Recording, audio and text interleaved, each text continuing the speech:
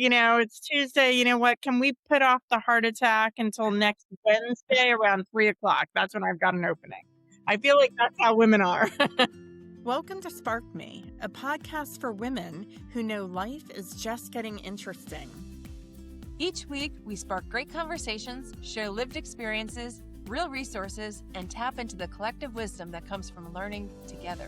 If you're looking for connection, not perfection, fresh ideas, and a community where you truly belong, then pull up a chair. You're in the right place. Welcome to Spark Me. Hey, Liz, how are you? Good. How are you doing, Michelle? It's great to see you. Good to see you too. It's a beautiful day. I can see in the background. Now that's a real background, right? Like, Yeah. it's so pretty. Yeah. I I normally know try and hide. I know it's real because we've seen the dog walking around in the background. Oh, yes, in our last Spark Short, my dog Kip got a cameo appearance, and It was so cute. So cute. So Mhm. cute. Oh my God. How's your day going so far, Liz? It's okay. As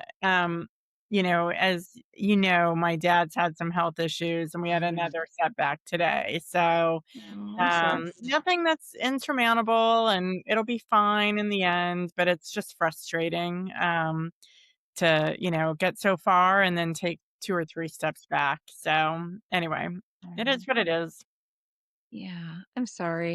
How is he feeling? Is he He's feeling okay. He's in a lot of pain, and they finally figured out what was causing the pain. So it's going to require another surgery, and so we'll tackle that next week. But yeah, I mean, his spirits are good, and he's focused on what's after that, and so that's what I'm focused on. But how are your spirits, Liz? How are you I'm doing?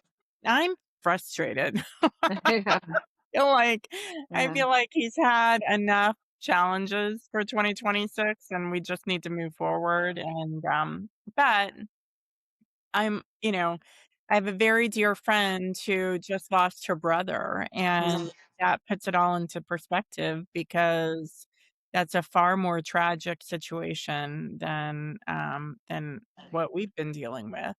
And and so you just sort of count your blessings and say, okay, you know, what's next? So, but anyway, how was your day?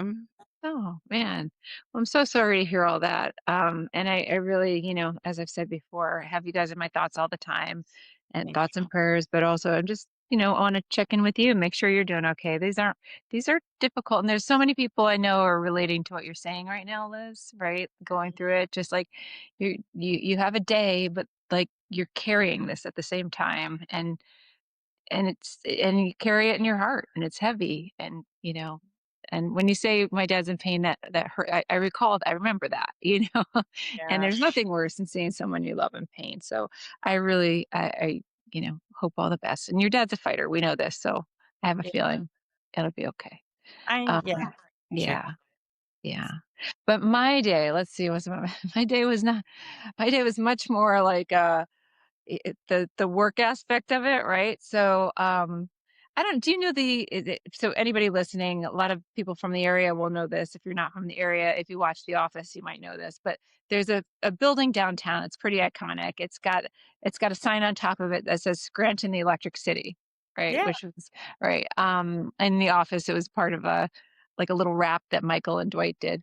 And, and so we are renovating that entire building with good friends of mine, Krieger Architects, and to be the regional headquarters for Fidelity Bank, the corporate center.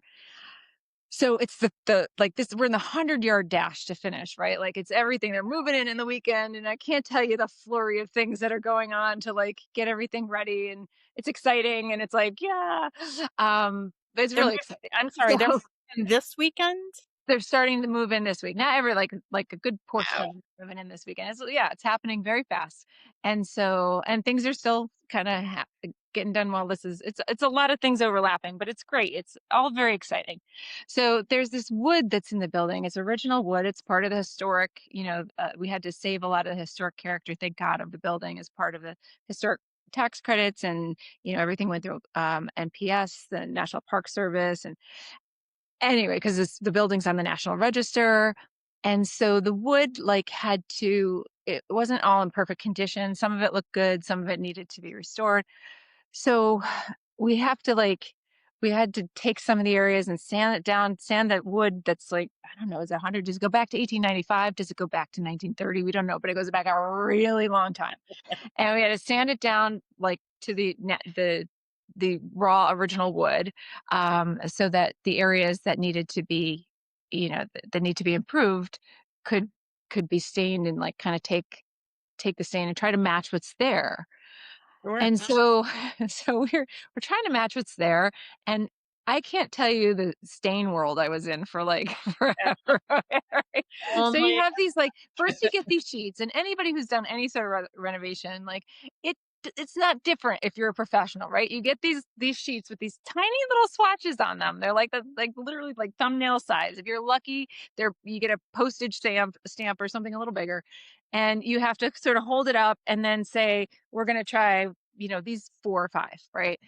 And so we go and get the little sample cans, and things are happening so fast that like normally this is what the painting subcontractor would do, but they're over there and over there and over there. So my team, Corey from my team, he goes and gets these samples. We tape it off. We do these like, samples on the wood so you can see it next to the natural wood. We look at it with the client. We're all standing there like this, like just wondering, you're sort of doing the calculating how much it costs for 10 people to be standing there like this, right?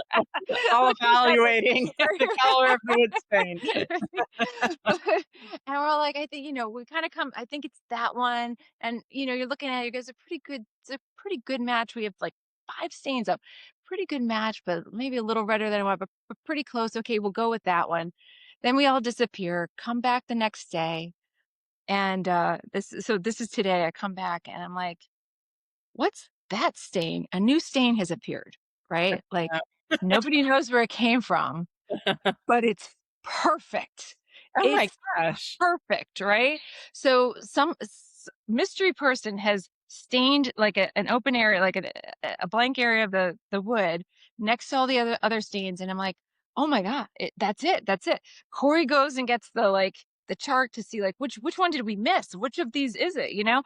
And we're looking, we can't find it. We're like, I don't know what it is. And we asked the main painter, and he wasn't sure. And then he kind of starts looking, and it turns out that one of the painters on his team, a new guy, just decided, maybe I'll just paint a little area just with the polyurethane.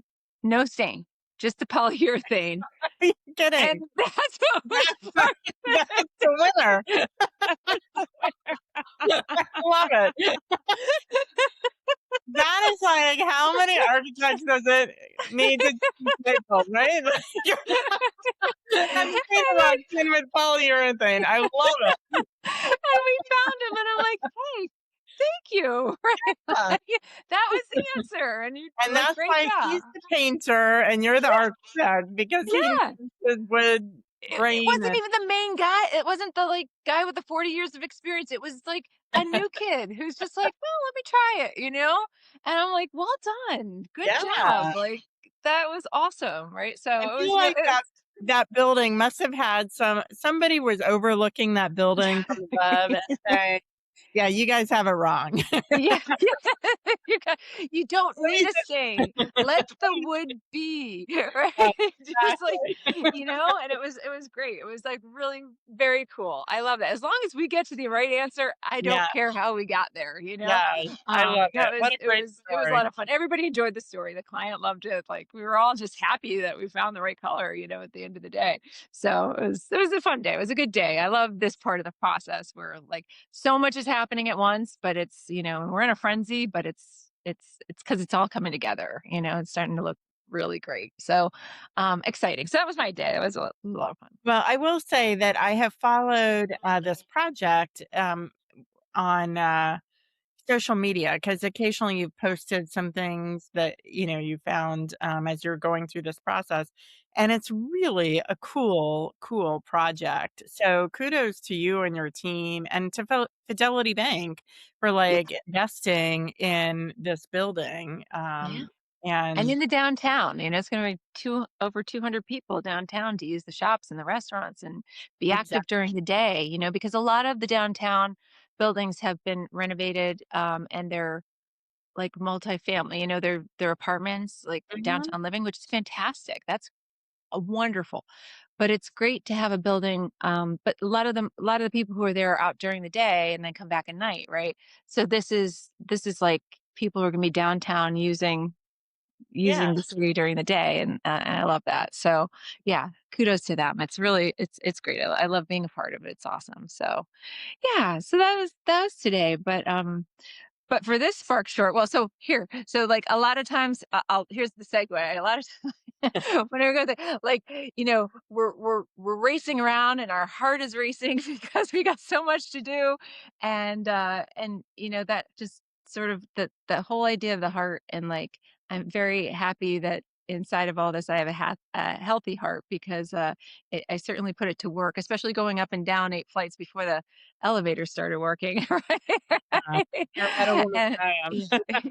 know, and just the pace and the adrenaline. But yeah, what a great conversation we had with Dr. Nesfeder and Courtney Degnan, from the American Heart Association. That that was full of so much great information. It really was, and I think that, like, one of my early takeaways, from that conversation was, so Dr. Nesfeder is a cardiologist, I believe she's with Geisinger, and one of the points that she was making is how important it is to take care of yourself while you're taking care of everybody else, and I certainly related to that over the last few, months. And and I will tell you that after, do recording that podcast, there was a medical appointment that I had just been procrastinating on. So I made the appointment after recording that episode, and and I just think that that's something that women especially, I think, tend to put themselves last, and so when we were talking with Dr. Nesfeder and, I forget who said it, but somebody said, "Women don't have time to have a heart attack." You said it. I know who said it. You said it. I just think that that's so true. Like, I'm like, it's Tuesday. You know what? Can we put off the heart attack until next Wednesday around 3 o'clock? That's when I've got an Mhm. opening. I That'll be feel like true. that's how women are. Yeah, you're right. You're right. It's so true. Like, you don't have time. So when those early warning signals come, it's easy to ignore them. Plus, a lot of the I never knew that some of those early warning signals looked so much like other things, that they were so different than what we've seen on TV, and how heart attack and heart disease presents for men. Mhm, And that it looks a little bit more like a panic attack for women. And the mhm. the huge thing that I really hope our listeners heard, or women and listeners who've had kids heard, is that the first stress test for your heart is during pregnancy or during childbirth, How you about know? that? I know, I'd never heard that before. No, and it makes perfect sense, but, like, if you've had diabetes, or if you had she mentioned 5 other things that I'll forget what they were, but there's all this stuff that are pretty common, things that can happen during childbirth, but that if any of them do happen, it's probably a sign to watch a little closer, because that Right. is a stress test, for is everything okay, or is your heart healthy? And maybe it doesn't mean anything if you did, and like it could be nothing, but better to be aware of it, that Definitely. And to be thinking about heart disease even, that young, right? mm, And I also thought I loved how she talked about uh your women have an OBGYN or, a gynecologist, and then if they're in childbearing years, like an OB/GYN, and and that you really need to have your primary care physician, like, at the beginning of your health and really overseeing everything. Thought that was Mhm. really sort of a good point because I do think that we tend to we're really good about going to see our gynecologist every Yep. year. You know? They We're almost become the primary, right? Yeah. Yeah. Yeah, and, Seriously. and getting our mammogram, like, there's certain things that have been, like, ingrained into women, "Oh, you have to do these." I'm not sure that women are ingrained to get see their primary care physician, get that lab work, find out what's really going on. Yeah, because I went to my primary care physician recently, and when I said she was being nosy, I meant that in, like, a playful, loving way, but she was Yeah, asking me all these questions that the other doctors don't ask because it's not in their, in their line of sight or their scope or their area of expertise, so it makes sense that they don't ask it, but they're not asking some of the same questions she is because she's looking at the big picture, right? She's right. and I was like, "Oh, of course it makes sense that she's asking that," right? But, it did feel like, "Oh my god," like, "All right, like, anything else you wanna know?" Like, but it was and then I'm like, "Of course she wants to know all these things. She's the primary care," and when everything comes in, I know with my sister, it was our primary she has the same doctor as I do, um, you know, she noticed things that nobody else noticed that I think saved my sister's life.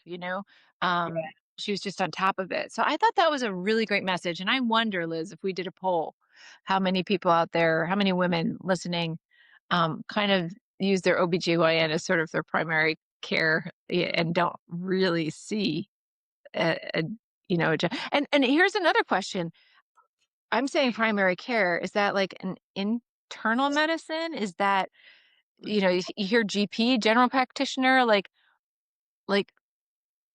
what is a primary care physician? What is their actual what are they known as, right? It's one of those, all of those. Mhm. What are you looking for if you don't have one at this stage of life? That's Well, so I'll tell you what, I have it's not, heart specific related, but it is related to primary care physicians. I have a story. One A few years ago, like 10 years ago or so, I was having lunch with a good friend of mine who is a priest, and, um, and he ordered French onion soup, and he asked, for no bread and no cheese on the soup, right? And I was like, "Oh, are you on, like, doing carb free?" I'm always interested in people's diets. And he said, "No, no." He said, um, "I'll tell you." He said, "I had a really bad health scare a few years ago, and I was falling all the time. And, my it was so concerning that my sister said, I want you to go to Johns Hopkins and get checked out." And so he said, "I did an entire workup, a whole day at Johns Hopkins," and they are like a phenomenal, healthcare, site. And they came back to him and they said, "You have this sort of like rare neurological disease, and, we want you to prepare that you're probably gonna lose the use of your legs." And he was like, "Wow, okay." And, so he came back to Pennsylvania, where he's from, and he worked with he talked to his, primary care physician, and everybody was on board. "Okay, we're gonna go down this protocol that was laid out for this neurological disease." And, and then, like, about a month later, his primary care physician called him up and said, "I need you to come to my office as soon as possible." And so father went to the office, and he said, "I want you to read this." And it was an Italian medical journal that like, monthly medical journal that his, physician would get every month, and in it, they had a study that showed a correlation between celiac disease and, numbness in your legs. And he yeah. said, "I think that your issue might be you have this rare form of celiac disease." And it turns out he was right. Whoa. So here, this guy had gone to all these, like, prestigious Yeah. and very accomplished, like, medical professionals, and it was his hometown, in, I don't know, Pittston, Pennsylvania, primary care physician who read this random Italian medical journal and solved the issue. And so, I to your point that the primary care physician sees the whole picture, that is an example of that. Well, Liz, it's funny you just said that because I often think, like you said, he read an Italian journal, like medical journal. And Yeah. I think about this all the time, like that I wonder if things are happening in pockets all around the world. And I know we share information more these days than ever before, but that idea of like crowdsourcing, like I know that's some way things get diagnosed that way sometimes now. There's crowdsourcing places you could go because of reasons like that. Right? Yeah. It might be something a little more simple. It's not this he gets this one diagnosis that sounds like I'm gonna lose my legs, and Yep. then it turns out to be a rare form of celiacs, and it was figured out over here in Italy, but not over here at this prestigious medical institution. And I guess that's why my uncle who's a doctor always used to say it's medical practice for these reasons, right? Like we haven't figured it all out yet. There's so much to know, and there's so much still to know. But I always wonder, since we're a place of resources, this is part of Spark Me. It's like if how could that ever be improved? If there's anybody out there who has ideas, I'm sure there are already things out there trying to solve this problem, um, but I hear that and I'm like, oh God, what else? What else are people being diagnosed with that might be something different, or that there is that there is an answer to that you just don't know because maybe wherever you are, somebody hasn't heard of it yet. I think of that all the time. I do. Well, Um, and I think too, the lesson there is his primary care physician would not have been thinking about him and his issue if he wasn't engaged with Father Tom, right? So, if you don't take that very basic step to go see your PCP, they can't help you right. because they And don't know what's going on. yeah, and share the information with them. Tell them everything. Give them the full picture. Let Exactly. them know you. Let them guide you. Yeah, I think that's great news. And When y- and when they ask you, "Are you drinking 2 drinks a night and you're really drinking 4?" Just be honest. Like, we're not going to judge "I'm you. gonna We're not really going to judge you. And even if they do, you need to hear it probably anyway. um, well, you were talking about nutrition there, and another thing that has come up on several of our podcasts and has not come up in a negative way yet is the GLPs. Yeah. And I'm not saying there aren't any negative side effects or that a study couldn't come out at some point, but they've been out there for a long time. And, we've had a couple guests now, maybe two or three, say that in their experience, they're positive. Like they have more benefits than harms. And I don't know that I found that interesting. These I are have to say, I'm so glad you asked her that question. So obviously, I asked her about hormone replacement therapy, which showed no benefit with the heart. And then you asked her about GLP-1s, and which she said do show benefit. And I'm so glad you asked that because I think that sometimes people that are taking the GLPs, there's a little bit of shame involved with mm, it, right? Like, well, why can't you just stop eating or why can't you whatever it is? And I think the the issue is a little bit more complicated than that. for sure. Uh, and I think people should have a little bit more grace that, it's more than that. I mean, I have a friend of mine who was on the GLP one, and she lost 100 pounds. Now, she didn't just do it through the medication. She did it Sure. through weight training and, like, walking every day and really, like, dialing in her nutrition, and the GLP was just part of that entire solution. Well, that's exactly that's exactly what one of our guests said. It's like women are working, they're working out, they're eating rabbit food, they're eating like little salads and whatever, and they're not losing any weight. And I think it's great. I think it's great to be part of it. I do think you have to work out, like, because the one thing I hear is muscle loss, right? So I do think you have to work out and you have to stay healthy in other ways. Mhm. But it just seems like it's such it's another tool in the arsenal for people who struggle, because here's how I feel. Everybody's chemistry is different, right? Your body is different.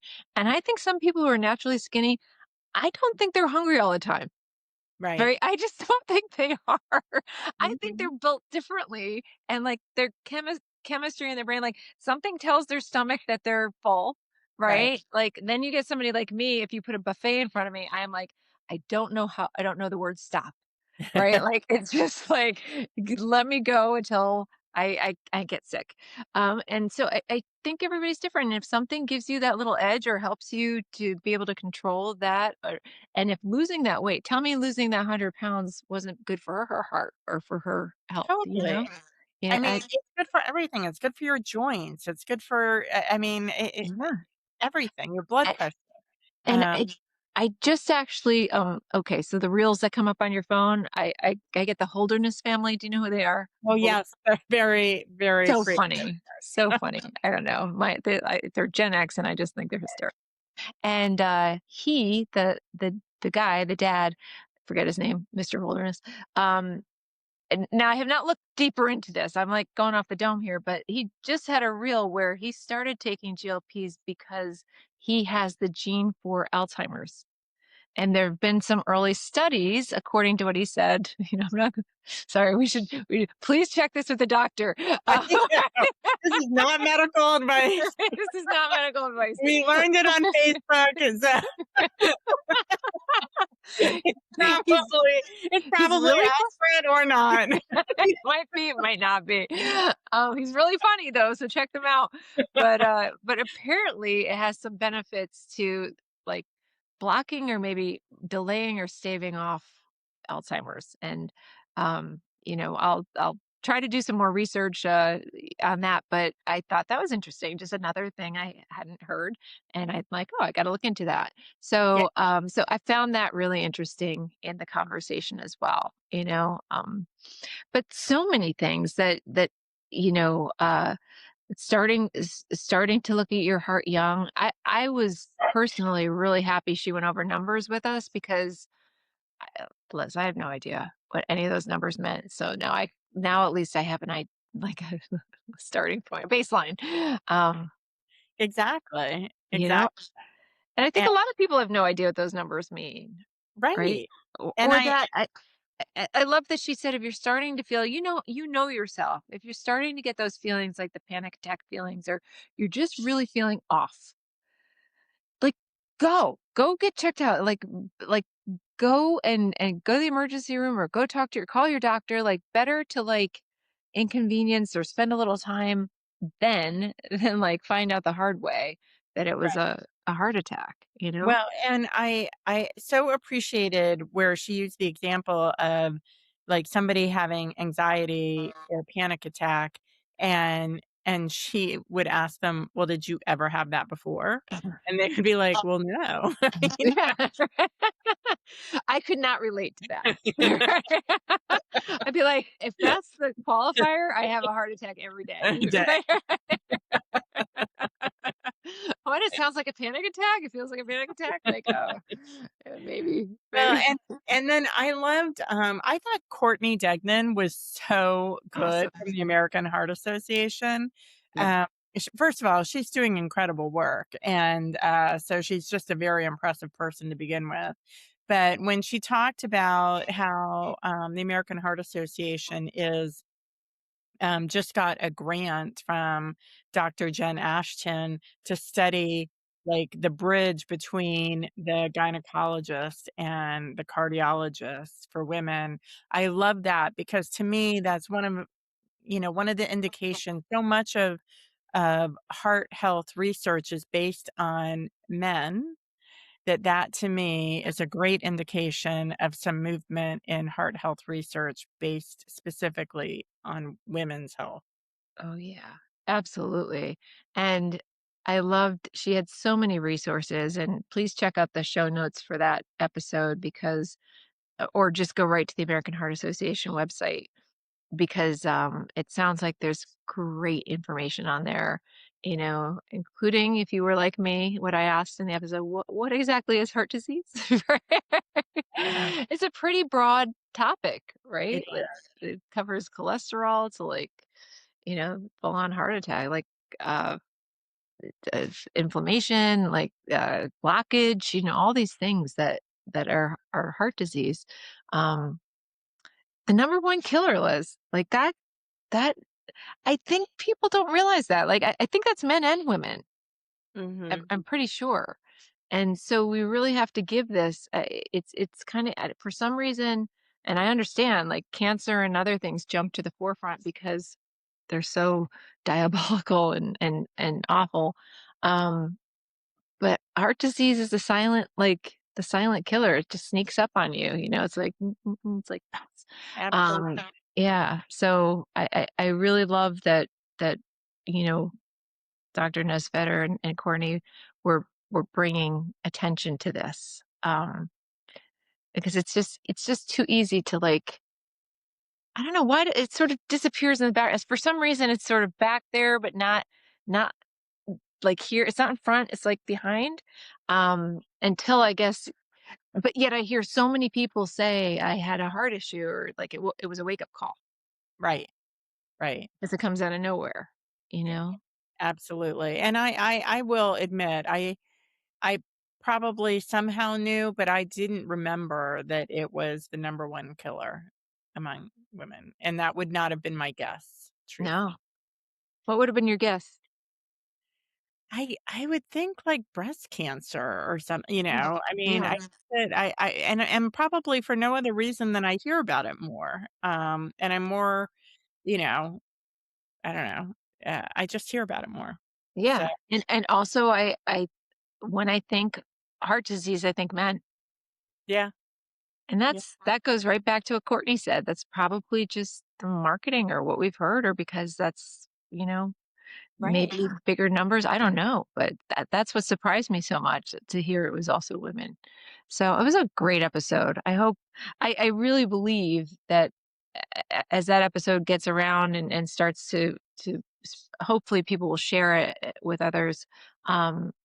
I think lives will be saved out of that episode. Yeah, I think if nothing else, if women take that first step to make an appointment, Yeah. uh, to get their lab work, to know what their numbers are, because it's so much easier. We started off this episode and I was sharing my dad's, latest health challenge, and it's it's the unknown that is what drives you crazy, Ah, right? absolutely. Once you know what you're dealing with and you can figure out what, the next step is, it's a little bit easier. I'm not saying the news is always good. I'm just saying that the unknown is way scarier than the known, oftentimes. Yeah. So, True. um, so I just would encourage people to take that step to go make that appointment, get their lab work, know what their numbers are, and I think you know, it'll relieve, a lot of anxiety. Yeah. And one thing I know is that I love doing this podcast with you, Liz. This is Oh, awesome. I always have so much fun. I look forward to it, right? I And know. I I feel think the I same. think the fact that we can talk about your dad and then pivot to a wood stain building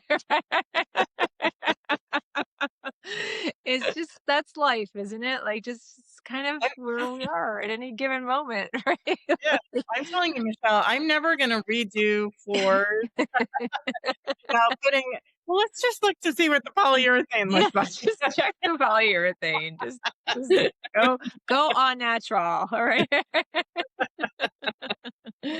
Ooh, and the other That thing, is life. That is yeah, reality. it is. It is. So, well, this is great.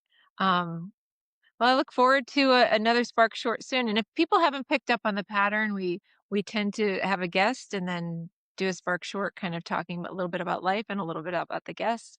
And it's a pretty nice. It's a pretty nice cadence, and I enjoy it. So, just in case anybody's listening and you wonder, what when do the Spark Shorts come around? It's pretty much every other, right? Right? And they're a lot of fun. So, well, Yeah. Liz, have a great evening and rest of the week. Sounds great. You too, Michelle. Take care. You too, and I'll be really thinking about you and your dad.